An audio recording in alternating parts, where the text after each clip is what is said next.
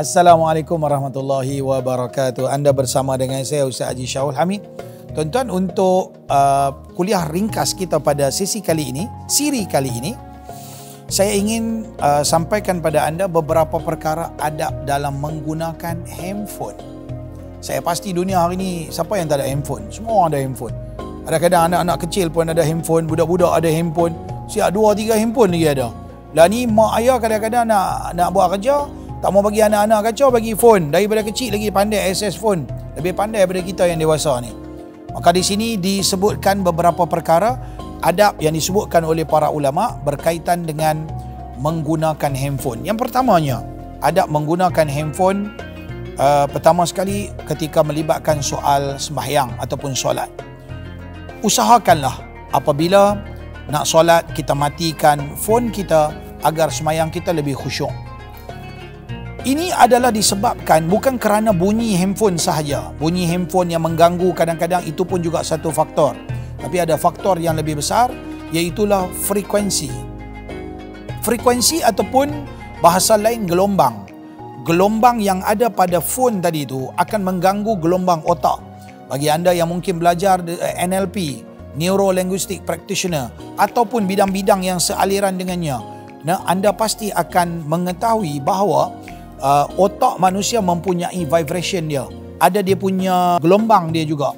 Maka otak manusia dia daripada gelombang beta, dia boleh turun kepada gelombang alfa, dia boleh turun kepada gelombang theta dan delta. Ini dibahaskan oleh pakar-pakar kesihatan bahawa gelombang otak manusia ni akan terganggu dan terjejas. Kita daripada beta tu kita nak kena turunkan sikit supaya dia khusyuk. Khusyuk ni dia fokus. Bila dia fokus ni dia kena turun kepada alfa. Apabila ada sebarang alat elektronik yang menggunakan frekuensi dan tidak dimatikan, tidak di-cut dia punya frekuensi dia, maka dia akan kacau, gelombang tersebut akan mengacau gelombang otak kita.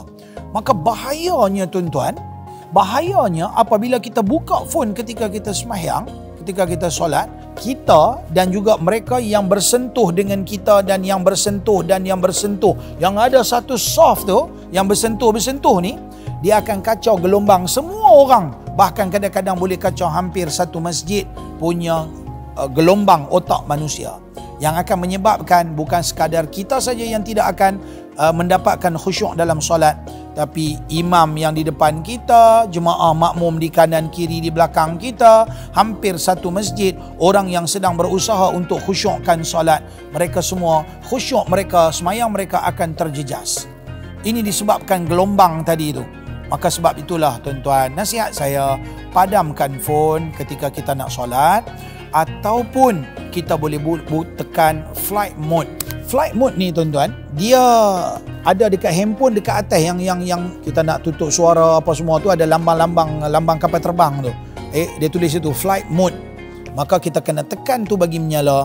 Maka apabila dia potong frekuensi, maklumat luar tak boleh masuk ke dalam, yang dalam tak boleh telefon pergi luar, kita dah cut dah. Kita tak padam phone. Kalau padam phone, kita nak buka balik phone, kita nak kena bubuh dia punya password lah apa semua, nak kena tunggu line dia masuk apa semua, kadang-kadang jadi lambat.